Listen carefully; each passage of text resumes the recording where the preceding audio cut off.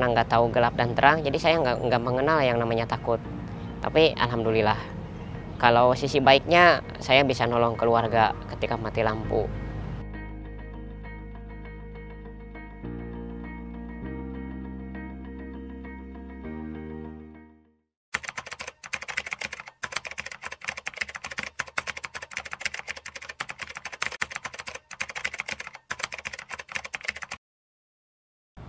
Hiduplah seperti air yang mengalir kemana dia bisa.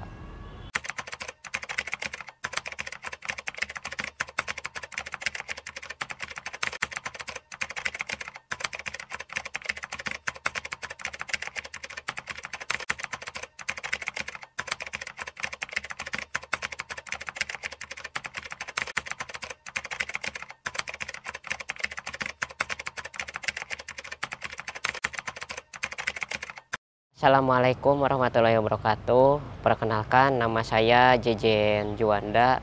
Saya lahir di Kabupaten Ciamis tahun 92 dan saya terlahir sebagai seorang tunanetra yang total atau seorang yang tidak memiliki penglihatan sejak lahir dan total. Jadi saya tidak tahu sama sekali sama yang namanya warna, cahaya gitu semuanya. Dan bahkan saya nggak tahu yang namanya gelap itu apa, terang itu apa. Pokoknya buat saya semuanya itu biasa-biasa aja, nggak ada bedanya. Kecuali ya kalau mati lampu paling cuma nggak bisa ngecas HP doang gitu. Dan saya juga sejak kecil dibesarkan itu sampai usia sekolah di Kabupaten Ciamis, di keluarga besarnya ibu. Kemudian pindah ke Tasik sama ayah dan ibu juga ikut sampai saya sekolah di situ dari SD sampai SMA di sebuah sekolah luar biasa SLB Lestari di Kota Tasikmalaya. Dan masa kecil saya alhamdulillah kalau sebelum sekolah, karena di sana itu saya bisa dibilang apa ya, karena nggak tahu gelap dan terang, jadi saya nggak mengenal yang namanya takut.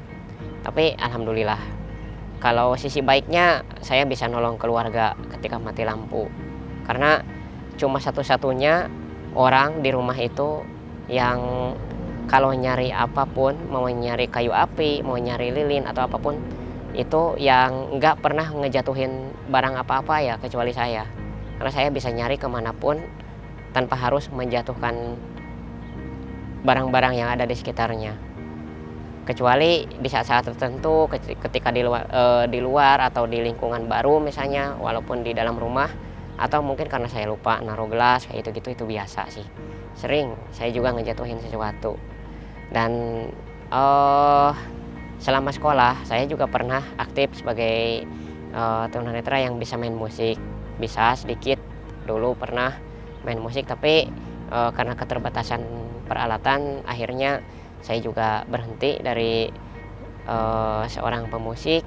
Dan waktu itu karena tabungan saya cuma cukup buat beli CPU komputer bekas warnet, ya akhirnya saya coba eksplorasi dengan memberdayakan CPU bekas itu, dan ternyata canggih juga sih, bisa diinstal program pembaca layar sampai komputernya ngomong-ngomong. Dan dengan itu akhirnya saya bisa banyak eksplorasi, bisa menggunakan komputer itu, bisa pakai HP juga kan, HP-nya bisa dipasang pembaca layar gitu. Alhamdulillah setelah usia SMP SMA saya juga suka sama hal-hal yang namanya apa ya, hal-hal yang menantang lah intinya. Kayak misalnya coba-coba usaha gitu, mulai dari jualan pulsa sampai coba-coba dropship di toko online. Untuk masalahnya, masalah apa saja sih yang muncul sebelum kuliah ini? Kalau untuk permasalahan sebelum saya kuliah di sini, yang pertama waktu itu tuh kesulitan mencari universitas yang tepat dan jurusan yang tepat juga. Karena memang pada waktu itu di tahun 2017 ke bawah itu khususnya, memang untuk yang mau terima tunanetra kuliah di jurusan teknik itu boleh dibilang nggak ada ya, tapi itu juga memang alasannya karena kita itu yang tunanetra kan rata-rata ngambil jurusannya sosial ya. Kalaupun ada gitu ngambil SMA yang TIK itu kan rata-rata sekolah di sekolah luar biasa atau SLB. Itu juga ada beberapa kampus yang masih tetap mengecualikan gitu.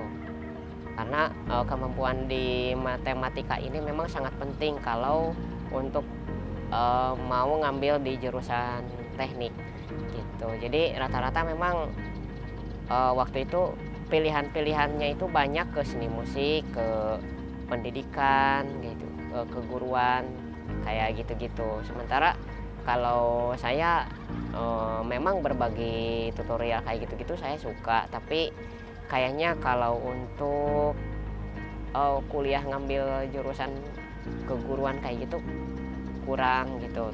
Jadi akhirnya ya sampai beberapa tahun agak terlambat akhirnya kuliah itu. Sampai akhirnya di tahun 2017 kebetulan Unpam mau buka di Fakultas Teknik untuk kita gitu. Kenapa Kak JJ memilih Unpam? Ya karena di Unpam ini saya rasa saya bisa mengembangkan bakat saya, apalagi dengan dibukanya peluang kita kuliah di jurusan teknik informatika gitu. Dan secara kebetulan memang sejak awal itu juga harapan saya gitu dan teman-teman lainnya. Dan rata-rata memang yang kuliah satu angkatan sama saya itu orang yang memang sangat menginginkan sekali dengan jurusan-jurusan yang ada di Fakultas Teknik, khususnya teknik informatika ya buat tunanetra. Karena banyak juga teman-teman tunanetra itu sebenarnya kayak bisa ngoding, bisa bikin program, bikin apa, tapi kalau dari segi akademi memang jarang gitu ya di Indonesia, bahkan nggak ada gitu yang lulusan teknik misalnya bisa kerja di mana konsultan IT atau sebagainya, itu nggak ada gitu. Kalaupun ada juga karena kesempatan-kesempatan yang diberikan berdasarkan kemampuan, bukan berdasarkan akademiknya.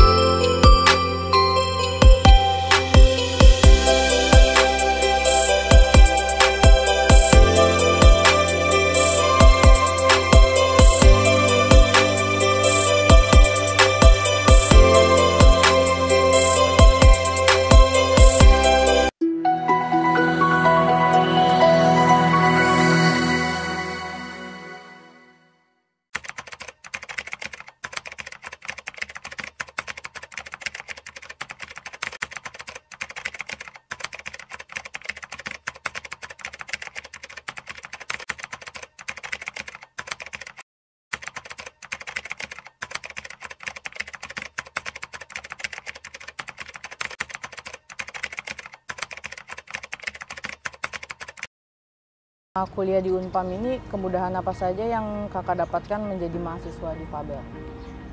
Untuk kemudahan terutama sih di bagian pembelajaran ya, karena memang saya sekali lagi kalau di jurusan teknik informatika itu sangat penting dengan yang namanya matematika. Nah itu tuh benar-benar menjadi kendala bagi tunanetra, khususnya untuk saya pribadi. Dan dengan adanya seperti les atau pengenalan mata kuliah itu dari modul-modul yang ada di e-learning, kita bisa baca-baca sebelumnya dulu gitu kan. Sebelum pertemuan itu dimulai, kita baca dulu materinya, sekiranya nggak paham, apalagi ada hubungannya sama matematika, kita konsultasikan. Saya biasanya berkonsultasi dengan pusat layanan disabilitas, karena waktu itu kan masih tatap muka ya, jadi bebas gitu konsultasinya. Bisa janji ketemuan di mana, di ruang PLD atau di kelas gitu. Untuk fasilitas di sini di Unpam sekarang alhamdulillah sudah ada printer braille, sudah ada juga komputer ya, walaupun memang komputer pada dasarnya sama saja ya. Komputer pada dasarnya sama saja, tapi di Unpam ini juga disediakan kalau misalnya teman-teman yang kebetulan mau ngeprint, mau mengerjakan sesuatu gitu. Kalau misalnya kebetulan nggak bawa laptop atau gimana, itu ada fasilitasnya di Unpam. Kalau untuk disabilitas bahkan ada ruangannya sendiri, ruangan pusat layanan disabilitas di Unpam Victor gitu. Dan itu sangat membantu untuk kita, karena kadang-kadang juga kita perlu namanya kerja kelompok, kita nggak usah nyari-nyari tempat gitu kan, bisa di situ bersama teman-teman yang normal lainnya. Seberapa besar peran Unpam pada pendidikan Kak Jejen saat ini? Kalau untuk peran Universitas Pamulang buat saya sangat banyak, bahkan sangat luas. Karena di sini juga saya bisa dididik untuk bisa berwirausaha secara mandiri. Saya juga ikut jadi anggota wirausaha pemula di sini. Bahkan sekarang di semester akhir saya alhamdulillah bisa kerja juga di sini sebagai staf. Dan nggak cuma itu, jadi di Unpam ini juga saya bisa mendapatkan banyak hal gitu yang mungkin belum tentu bisa saya dapatkan kalau misalnya saya nggak kuliah, atau mungkin dulu saya kuliah di jurusan lain dengan universitas yang lain juga. Hal apa sih yang berkesan bagi Kak Jejen selama kuliah atau selama menjadi mahasiswa di Unpam? Hal yang paling berkesan selama saya kuliah dan bekerja di Unpam ini, yang pertama adalah kesempatan. Karena alhamdulillah secara tidak langsung saya cukup banyak mendapatkan kesempatan-kesempatan yang diberikan oleh Bapak Ibu dosen melalui pusat layanan disabilitasnya, atau dari rekan-rekan sesama staf, bahkan dari teman-teman sekelas. Karena di sini juga saya banyak mendapatkan pengalaman-pengalaman baru yang intinya memang di sini saya cukup banyak diberi kepercayaan untuk mencoba. Itu yang paling sangat berkesan, karena memang banyak hal sebenarnya yang bisa dibilang antara mungkin nggak mungkin gitu untuk bisa saya lakukan, tapi berkat kepercayaan itu andai kata nggak bisa pun ternyata ya udah saya tetap dapat pengalaman. Jadi memang pengalaman berkuliah dan bekerja di Unpam ini sangat berarti kalau untuk saya. Sebelumnya saya tahu kuliah Unpam ini dari Yayasan Mitra Netra, dan alhamdulillah waktu itu langsung dapat kabar dari teman-teman Mitra Netra juga kalau di sini ada jurusan baru yaitu Teknik Informatika, dan akan melakukan uji coba terhadap 3 mahasiswa, dan alhamdulillah saya adalah salah satu dari mahasiswa mahasiswa tersebut dan menjadi angkatan pertama di Unpam untuk di jurusan Teknik Informatika. Untuk kuliahnya sekarang alhamdulillah saya sudah sidang skripsi dan alhamdulillah lulus juga, hanya tinggal menunggu jadwal wisuda dan menyelesaikan revisi.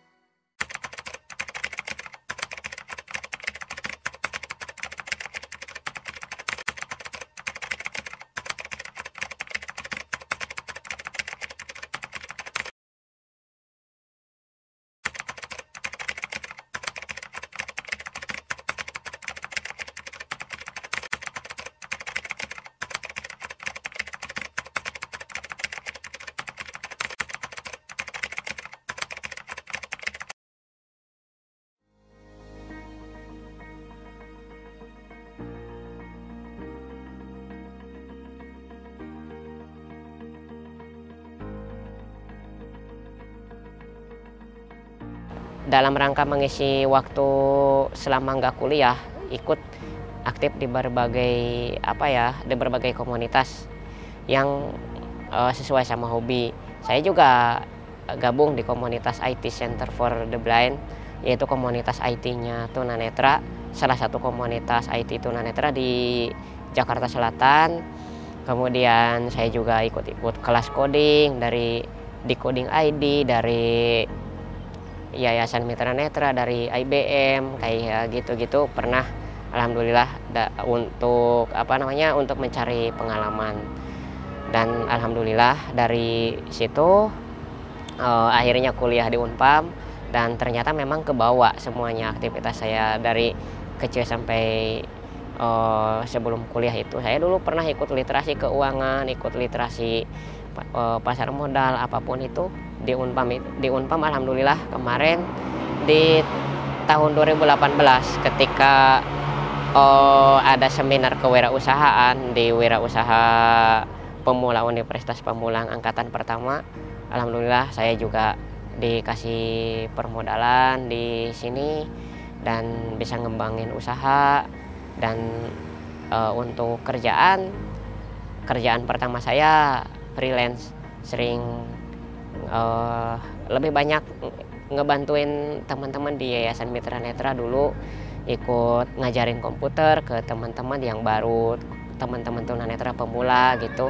Saya pernah ngajarin komputer, terus atau kalau sama tunanetra yang advance di teknologinya saya juga suka ngutak-ngatik aplikasi atau bareng-bareng ngoding, iseng-iseng bikin aplikasi-aplikasi kecil, mini-mini software kayak gitu.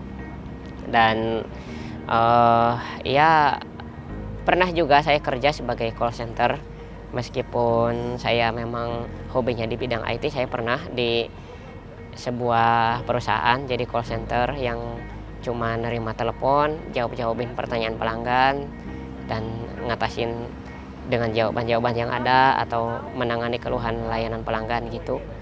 Dan sekarang juga kerja di perpustakaan, meskipun tetap kuliah di IT, tapi alhamdulillah ternyata yang ngelola buku juga cukup mengasihkan walaupun saya nggak kuliah di bidang perpustakaan.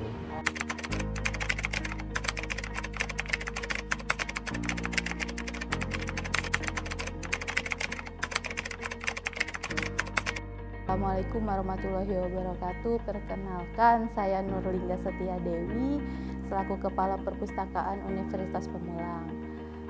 Saya berterima kasih kepada Universitas Pamulang dengan program Pusat Layanan Disabilitas memberikan kesempatan kepada teman-teman untuk menggapai cita-citanya dalam berkuliah secara gratis di Universitas Pamulang dan bisa bekerja di Universitas Pamulang. Contohnya seperti Mas Jejen yang bekerja di Perpustakaan Universitas Pamulang dalam pengelolaan koleksi digital perpustakaan.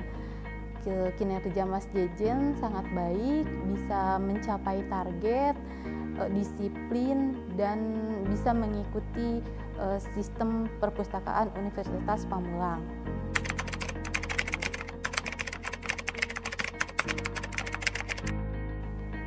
Untuk Mas Jejen terus semangat dalam berkarya, terus mengembangkan inovasi sistem komputer, terutama dalam pengelolaan koleksi digital perpustakaan Universitas Pamulang.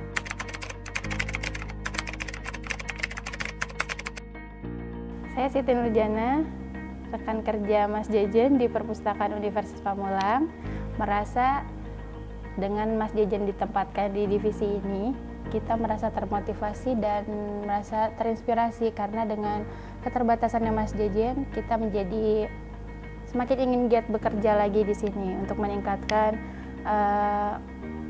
kerja tim kami untuk semakin baik lagi ke depannya.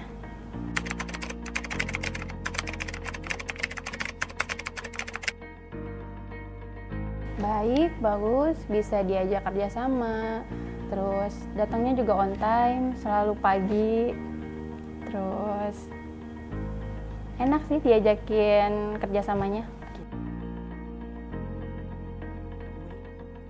Apa rencana Kak Jejen setelah lulus kuliah di Unpam? Untuk rencana setelah lulus, ya ingin ngembangin bakat itu udah pasti ya. Mudah-mudahan saya juga bisa bekerja juga, mudah-mudahan bisa sesuai dengan bidangnya, karena saya kuliah di jurusan IT. Mudah-mudahan ada juga bidang IT yang nanti kedepannya baik di Unpam ataupun di mana saja saya bisa bekerja pada bidang tersebut. Dan mudah-mudahan juga skill saya juga kalau udah di update ya nantinya kan bisa berguna juga buat teman-teman yang lain gitu. Apa saja pesan dari Kak Jejen untuk seluruh mahasiswa difabel maupun mahasiswa non-difabel yang saat ini sedang berkuliah? Baik, pesan-pesan saya untuk adik-adik mahasiswa dan mahasiswi disabilitas yang tunanetra maupun yang non-tunanetra, mudah-mudahan semuanya bisa mengembangkan bakat ya, karena di sini tidak hanya kuliah saja. Mudah-mudahan kalian semua bisa mencari bakat-bakat terpendamnya di sini di bidang apapun. Karena di Unpam ini memang menurut saya nggak cuma sekedar kuliah yang datang ke kelas terus kemudian pulang, tapi di sini juga banyak hal yang bisa saya dapatkan.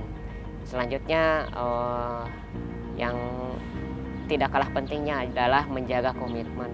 Apalagi di sini sekarang kita kuliah itu digratiskan dari semester awal sampai semester akhir tanpa dipungut biaya apapun, kecuali keperluan-keperluan untuk seminar dan di luar biaya akademik itu memang kita ya saya yakin teman-teman semuanya bisalah mengusahakan, karena itu juga mungkin sebagian kecil dari biaya hidup yang harus disisihkan untuk memenuhi keperluan itu. Selanjutnya teman-teman itu semuanya ya dalam berkuliah di sini, jadi yang paling utama itu jangan coba-coba sih untuk kuliah, karena sekali aja gagal ya belum tentu kan kita bisa mendapatkan beasiswa lagi. Dan usahakan lulus tepat waktu, karena apapun kalau misalnya tidak tepat waktu biasanya kan ya konsekuensinya adalah, apalagi beasiswa ya, kemungkinan di semester 9 dan selanjutnya itu nggak ada lagi beasiswa, sehingga itu tidak akan menyulitkan kita juga gitu. Mudah-mudahan tepat waktu, karena dengan tepat waktu ya kita kuliah gratis tepat waktu ya, usaha kita juga rasanya jadi maksimal gitu. Jangan ya setidaknya tidak tidak terlalu lama, kalaupun harus misalnya terkendala di skripsi atau apapun gitu. Dan kalau ada hal-hal yang dianggap menjadi kesulitan, sebaiknya segera dikonsultasikan, karena jujur saja kalau mungkin dulu saya nggak konsultasi ke pusat layanan disabilitas, saya juga belum tentu bisa sampai di sini, sampai akhir kuliah. Bahkan belum tentu juga saya bisa tetap berjalan mengikuti perkuliahan, karena pasca pandemi kemarin sama aja semuanya mengalami yang namanya berhenti kerja, namanya kekurangan biaya hidup, dan itu juga sangat berpengaruh ke prestasi yang dapat dicapai selama berkuliah. Tapi alhamdulillah dengan komunikasi yang baik, dengan cara semuanya itu dilakukan terbuka, karena sudah ada layanannya, pusat layanan disabilitas, jadi ya sudah, alhamdulillah bisa mendapatkan pekerjaan, dan saya juga tidak punya alasan lagi untuk berhenti kuliah. Dan kenapa harus berhenti kuliah juga, itu semuanya alhamdulillah bisa terpenuhi sambil kerja, bisa ngerjain skripsi sambil kerja, bisa melakukan banyak hal. Jaga komunikasi, komitmen, dan yang penting semuanya harus tetap aktif.